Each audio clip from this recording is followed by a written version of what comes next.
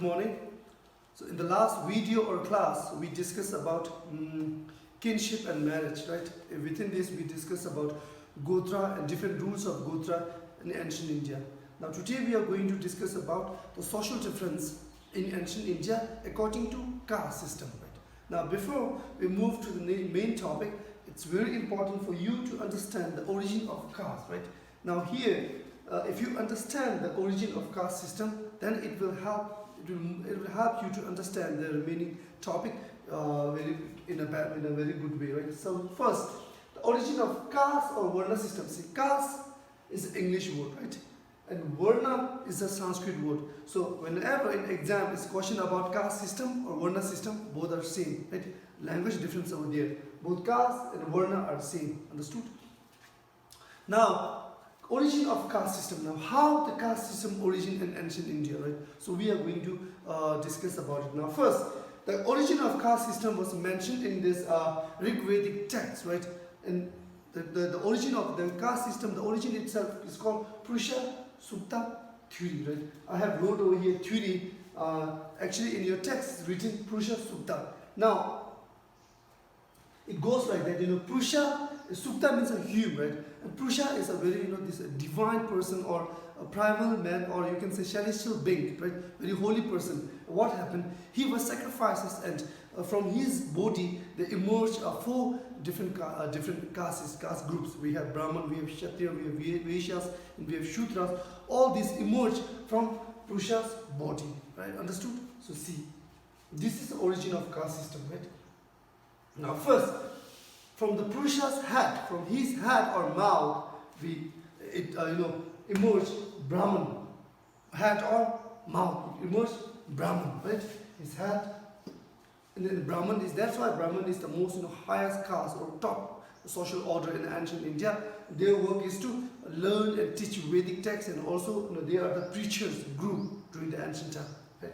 The second caste that emerged from Purusha's body was his arm. From his arm, Purusha's arm, what happened? Kshatriya caste was emerged or happened. Right?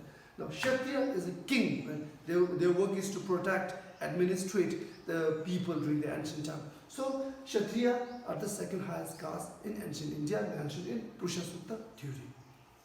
Third, we have Vaishyas. Vaishya, happened emerged from thigh, between his hips and knee. From the thigh, we have this Vaishyas will emerge.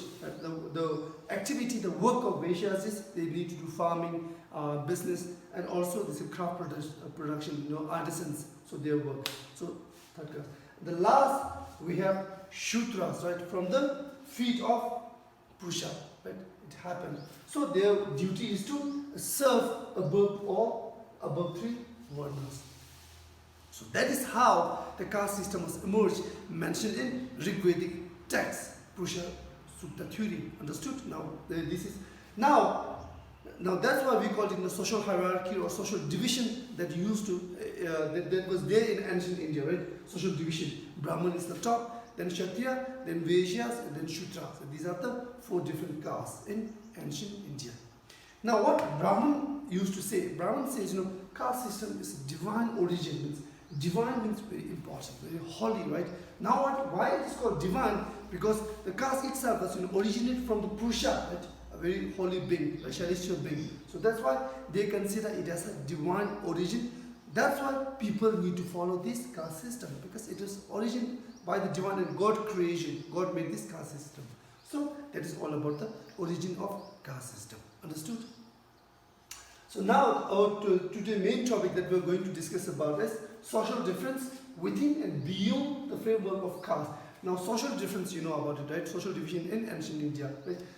Within and beyond. Within means within these four castes, we have Brahman, Vaishyas, Kshatriya, Vaishyas, and Shudras. Within, beyond means there were other kind of group of people that they are not belong to the caste system, within the caste frame. Just like forest dwellers, those who live in the forest, nomadic people, those non-Sanskrit, those kind of group of people, they never spoke Sanskrit language. They were considered as an outcast. So beyond means those kind of person, and we are going to look up a social difference within the caste system itself, right? So within this main topic, we have 5 subtopics. Now first, 3.1, we are going to discuss about the right occupation. Right occupation means, according to Dharma Shastra and Dharma Sutra, different occupations were prescribed or assigned to the different castes. So we are going to discuss about that. The second, non-Kshatriya king. Right now we have discussed, right?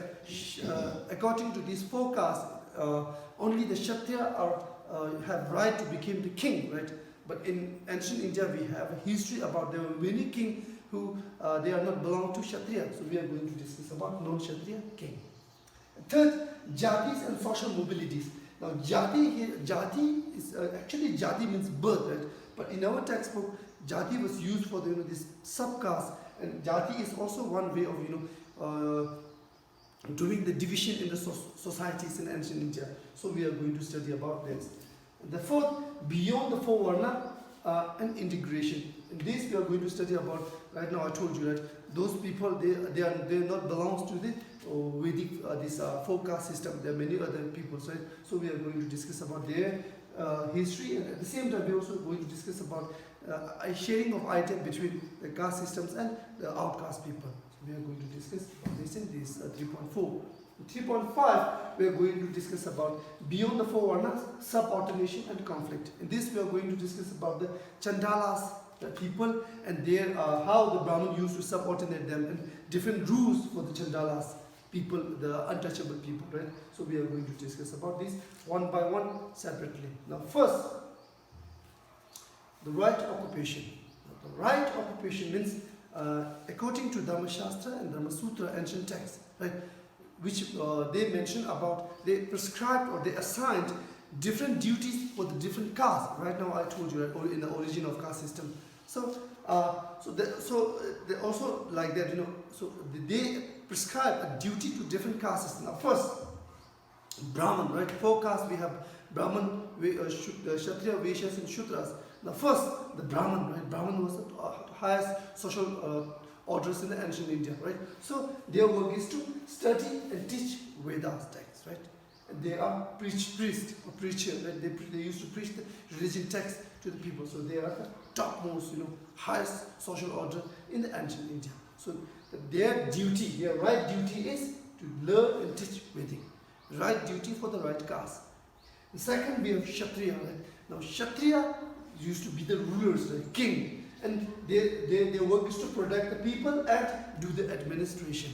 So second highest caste, Kshatriya, king, right? And third, we have Vaishyas. Vaishyas, their work is to do merchant business. They used to engage in a business. And then artisans, a craft person, they used to make craft productions. And then farmer, they used to do the cultivation. Understood? So that is their duty, right duty for the Vaishyas. And then Shudras, right, serve above all these 3 varnas. Their duty is to serve above 3 varnas. They are just like servant. They used to their duty is to serve above these 3 higher orders of ancient India. Understood? So these are the different kind of duty assigned to the different kind of castes mentioned in Dharma Shastra and Dharma Sutra texts. Understood? So that's a kind of duty that is fixed, and then no caste have this right to interfere in others' duty. So whatever duty they have assigned, they have to follow this. So that is the norm of ancient India. Now, what Brahman did, now to follow this in a society, now follow this in a kingdom or society, Brahman adopt to enforce these norms, means to implement this law or these rules, norms, rules in the society, what Brahman used to do. Or you can say, what are the strategies adopted by the Brahman to enforce or to implement these Varna rules in society. So they adopt 3 strategies. Now first, they mention this divine origin, right? As I told you before, this divine origin, the caste system itself is originated from the Purusha, a divine person, right? So that is divine, so you need to follow, just like this in a Muslim, we have this Prophet Muhammad. He was believed as a messenger of God. So that's why all the Muslim people believe him, right? They respect or they pray for him because he is considered as a messenger of God. Just like that, what Brahman mentioned that Purusha is a holy divine person, right? So So from his body, the 4 caste system was emerged. So that's why it's a divine origin people need to follow. So that is the first tragedy, how the Brahman enforced these rules in the society. Second, Brahman asked the king to follow that within their kingdom, right? Now, in this previous video, I told you, right, the relationship between these kings and the Brahmanas are symbiotic relation, a win-win situation. So, what Brahman used to do, they ask king, they ask king to order king to follow these kind of norms in your kingdom, right? And at the same time, the king used to, what Brahman used to do, Brahman, make king divine in the eye of people, right? So that is kind of, so through that way, those people, if those people who do not, who not going to follow these kind of norms in this kingdom, then king will going to punish them, right? So through that way, it is the second method used by the Brahmanas to enforce this law in society. Now, third, decided by the birth, right? Now, Brahmanas used to say it like that, it is your birthright, so you have to follow this. Suppose if you're born in Brahmanas, you're going to be a priest, right? If you're born in Kshatriya, you're going to be a king. Your future is divided by in which your birth will decide your future. Right? So suppose, unfortunately, if you're born in this Shudras, then you're going to die as a Shudras. So that is the fix, which was mentioned in ancient India, right? Birth decides your caste system and your occupation, everything decided by your birth. But in the Buddhism, right? In Buddhism, they never believe that your fate will decide at your birth, because in Buddhism we believe that if you're born as a poor, you are not going to die as a poor. Because within this period, between this period, if you have this skill, if you have this determination, your life going to be changed. It is not fixed. That is Buddhist notion about the societies. Now here this Brahman mentioned. So these are the 3 different kind of strategies used by the Brahmanas to enforce this caste system in ancient societies. Understood? So these types of question will come in 3 marks. If that kind of question is come in 3 marks, then that will be fine.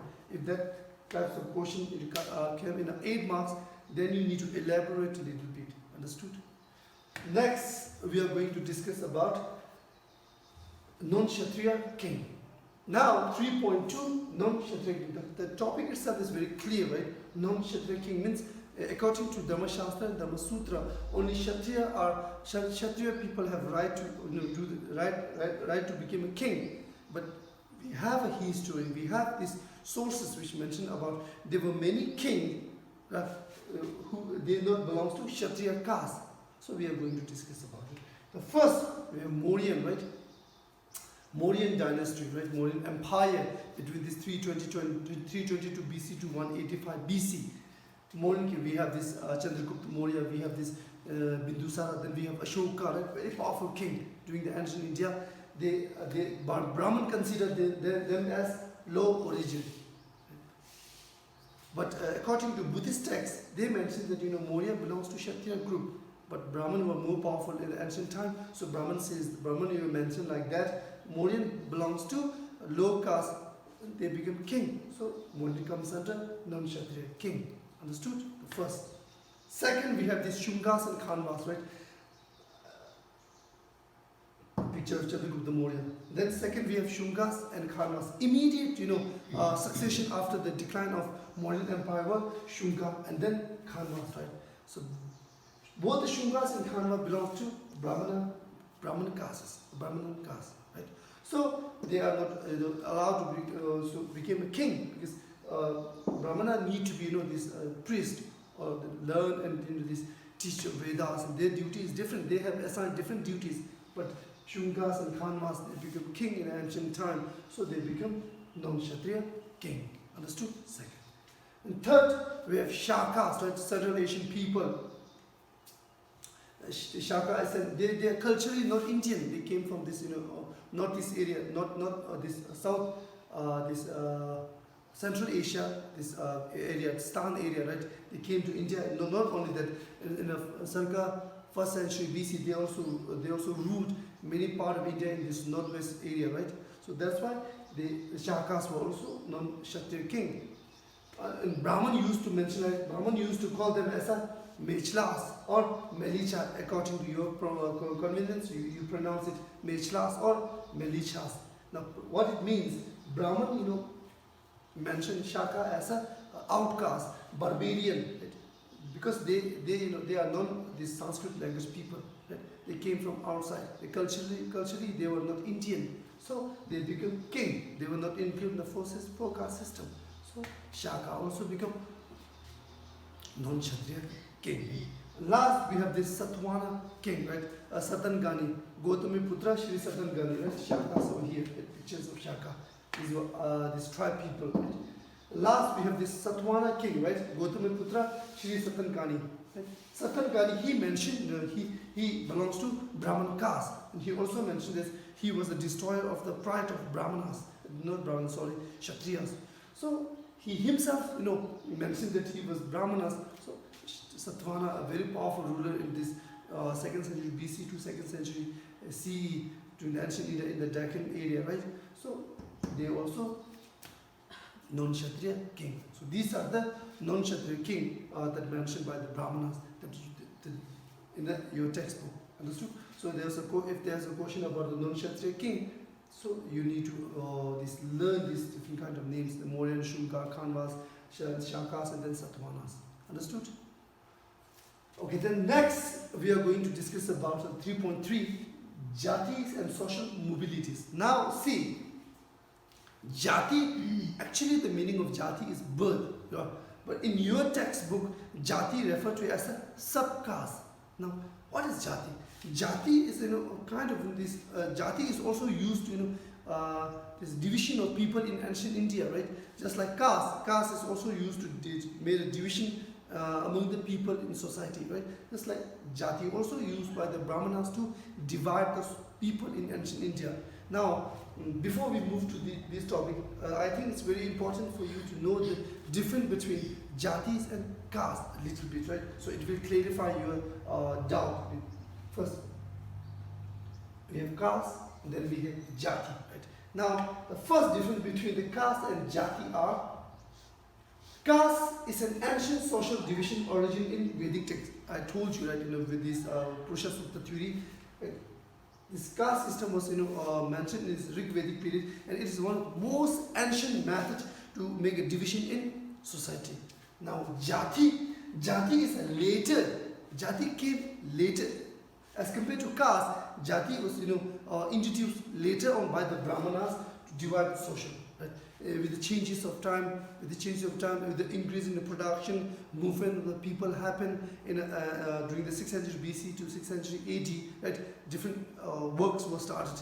Right? So that's why different kinds of people happened. So to divide these people among the group, so Brahman used the term jati to divide this in a social systems. Understood?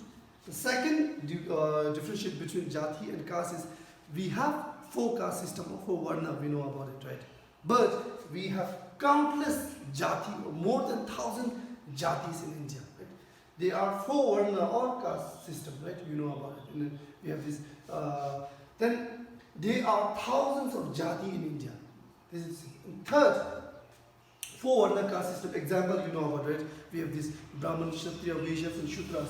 But here, jati, we have dhobi. Right? One example is dhobi. Dhobi means those who used to wash the clothes, right? Wash them in laundry, right? So, group of people who used to do this kind of work, we call it dhobi jat. Right? Then we have also Gandhi jat.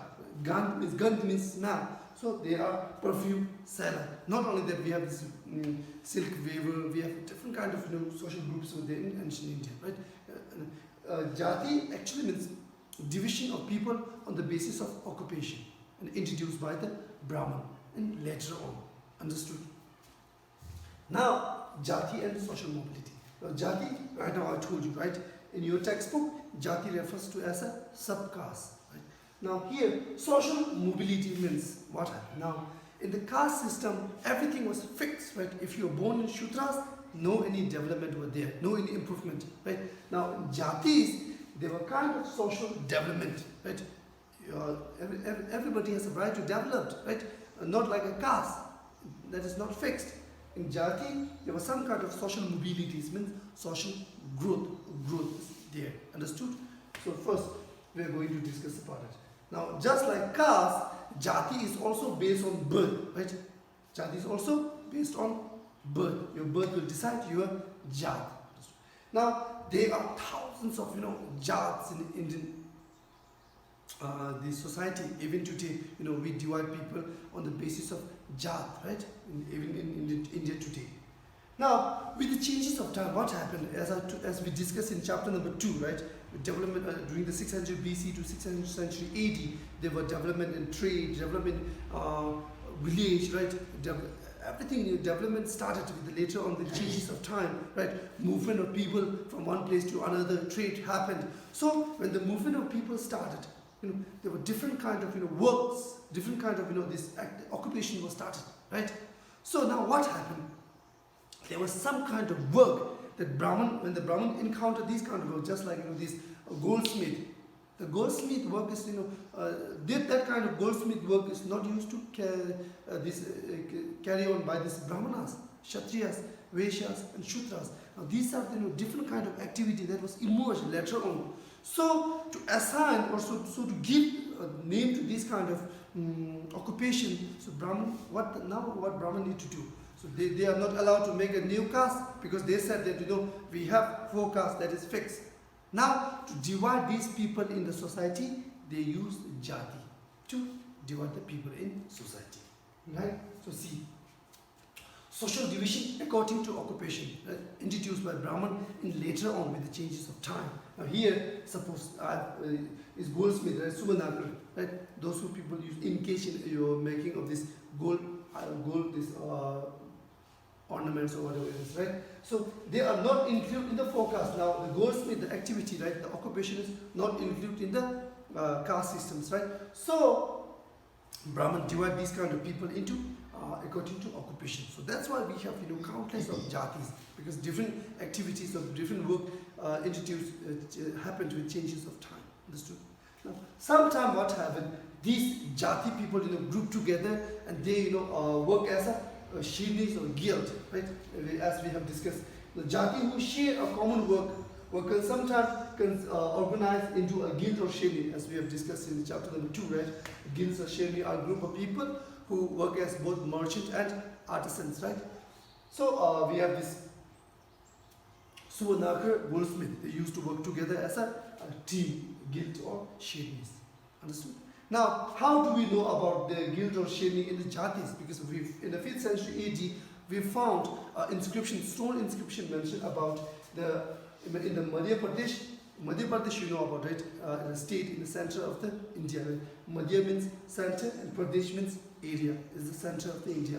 In Madhya Pradesh, we found an inscription which mentioned about the guild of silk weavers, Jat of silk weaver, who migrated from Gujarat to Madhya Pradesh. They were known as Dashapura.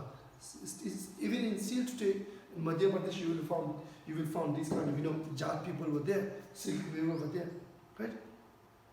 So that is how about the jati and social mobilities. Next, we are going to discuss about beyond the 4 varnas and integration. Now, see, beyond the 4 varna means we have 4 caste system that you know about it, right? 4 caste. Now, beyond means other than the group of people. There are many group of people, as I told you, right? They will not belong in the caste system. We have this hunter-gatherer people, these nomadic people, right? Those people who live in the forest, they are not included in this, 4 caste system. So we are going to discuss about it. And integration means later on, with the changes of time, there was some kind of, sharing of idea, a belief between these groups. So we are going to discuss about it. Now, there are some group of people Brahman consider as a outcast or beyond the 4 varnas. The activity that they used to carry out, like hunting and gathering. The social practice, like this tribe, these people, different group of people, they practice hunting, gathering. Those who do this kind of work, Brahman consider as a beyond the 4 castes. They were not included in the caste system. Not only that, the nomadic people, right, those who move from one place to another, and then those person who spoke means a past tense of speak, non-Sanskrit language, labeled as Melichas or Mechlas. Understood? They are barbarian, just like we have Shakas, I told you, right? So these kind of group of people, right, their activity, Brahman consider as a outcast, or now Brahman call them, mention them as considered as an outcast or uncivilized. Those group of people, those hunter-gatherers, nomadic people, and the non-Sanskrit language speakers, right? They Brahman consider them as an outcast or uncivilized, right?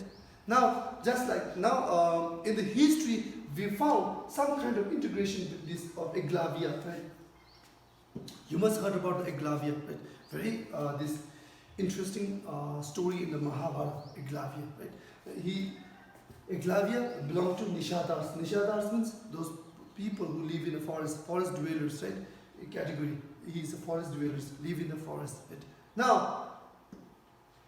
Now, in history, sometimes there was an integration between this, jatis, the high caste, and these four social orders, and this outcast people. Okay, let me tell you the story of this, Eklavya. Once upon a time, there was a boy called Eklavya, right? So he belongs to Nishadar's category, means he live in the forest. Right?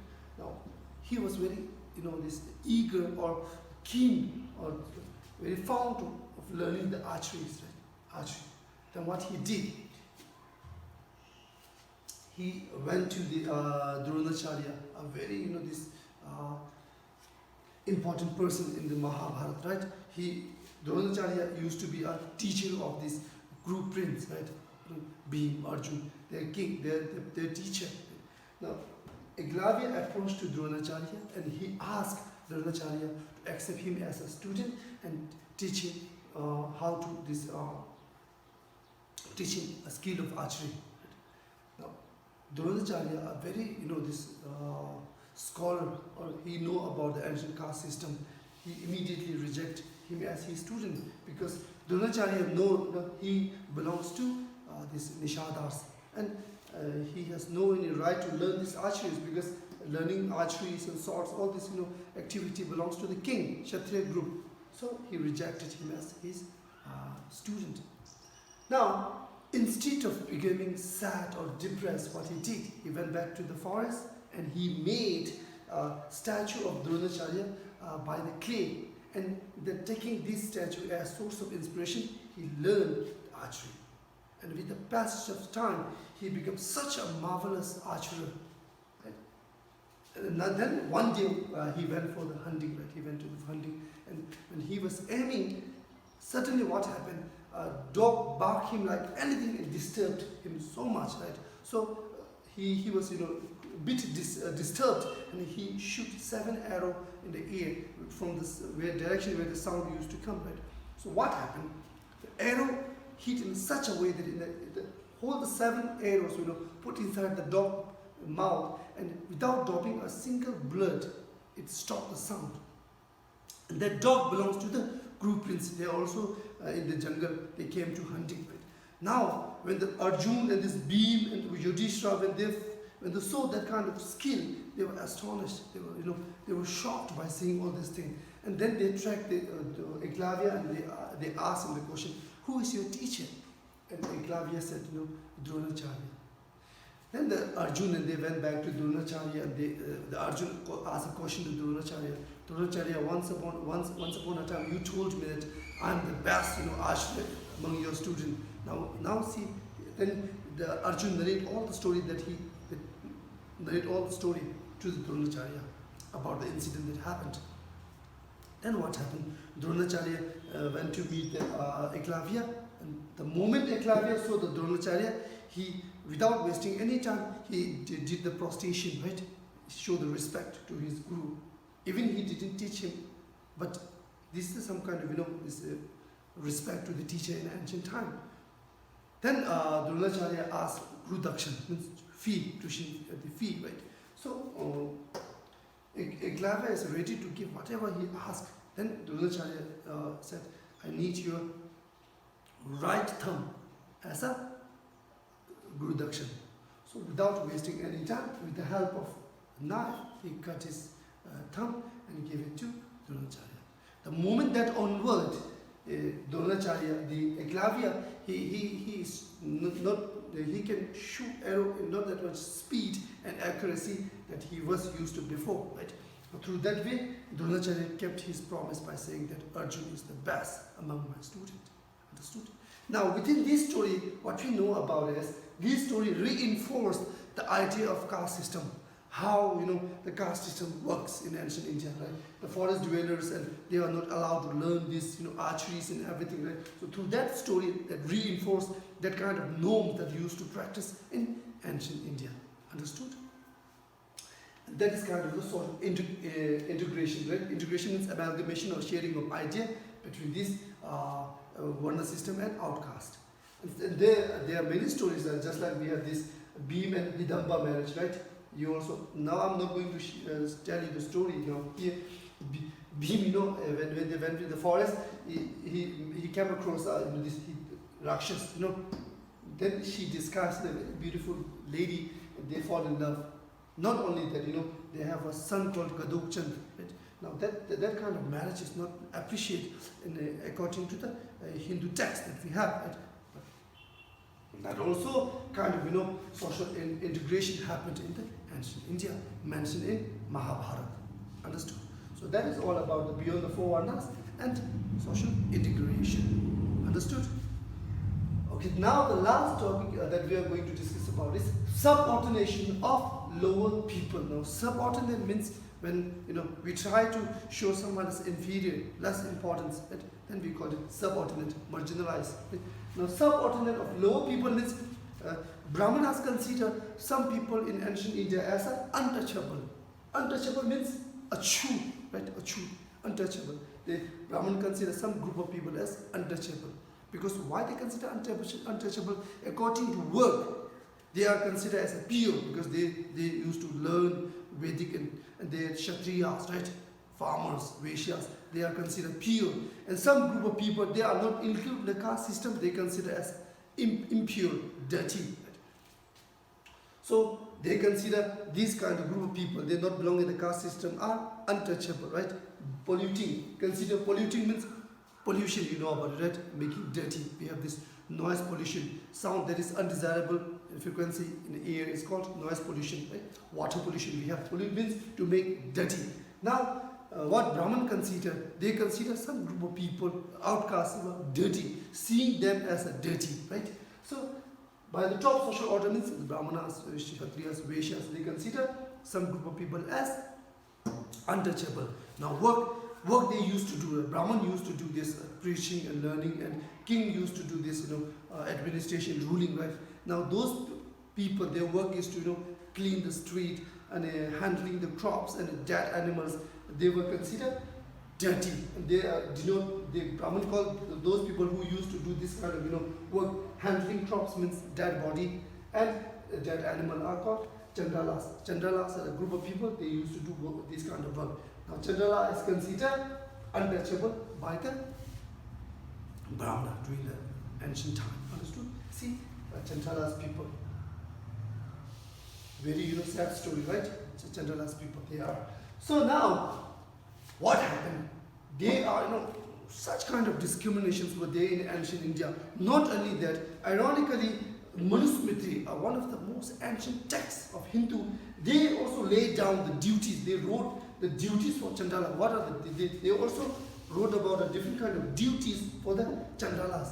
What are the duties they need to follow? See, there are 4 duties mentioned in your textbook. Now, first, the duty that need to follow by the Chandalas people mentioned in the Manusmriti text, right, which was wrote between this circa 2nd century BC to circa 2nd century AD, right? Just like this Dhammasastra and Dhammasutras, we have Manusmriti also there. Now, first rules need to follow by the Chandalas according to Manusmriti was first, live outside the village. Chandalas people, they are not allowed to live inside the village or town. They need to live outside the village, outskirts, right? They are not allowed to live. Second, use discarded utensils. Discarded means not in use, throw away here and there, right? Discarded utensils. See, such a discrimination. Third, wear clothes of dead people. They were not allowed to, wear these gentleman coats and jeans. they're only allowed to wear the clothes that was used to wear by the dead people, right? So see, such kind of discrimination. And fourth, wear ornament made of iron. See, they were not allowed to wear the golds and silvers, right? They were only allowed to wear ornament or jewelry made of iron.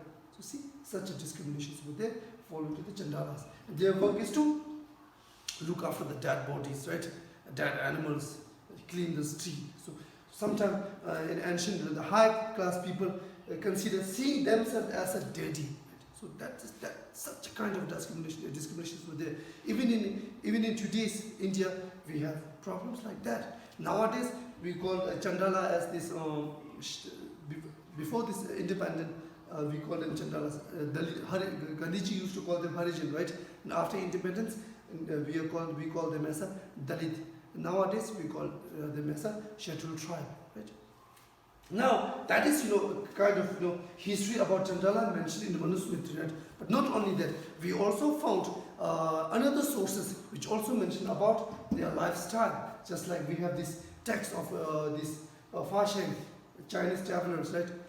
Pilgrims who visit to India during the 5th century BC, during the reign of Chandragupta II, right? Gupta period. He also stayed 5 years in India, right? Almost like 5 years in India.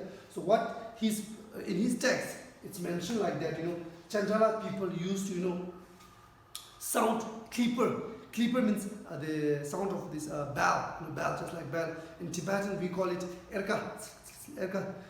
They have to, make a sound of this clipper or bell when they enter the village.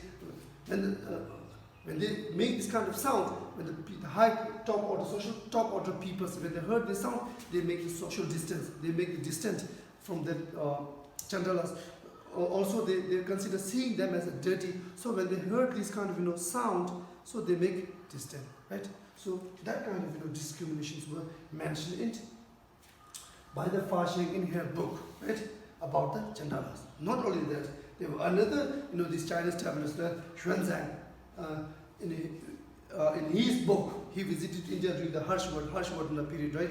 In his book, he mentioned about the Chandalas, like he mentioned in his book like that. Chandalas are people. They used to live. They are not allowed to live inside the village or town. They need to live outside the village or outskirts. So these are from these kind of sources from the Chinese people, right? They came to India to collect the Buddhist texts during the ancient India. So in their book, it mentioned about the history of Chandalas. So through that way, we reconstruct the history of Chandalas with the help of their book. So through that way, that is all about the social division in ancient India according to caste. Understood? So the next video, we are going to learn in the this next video. Thank you.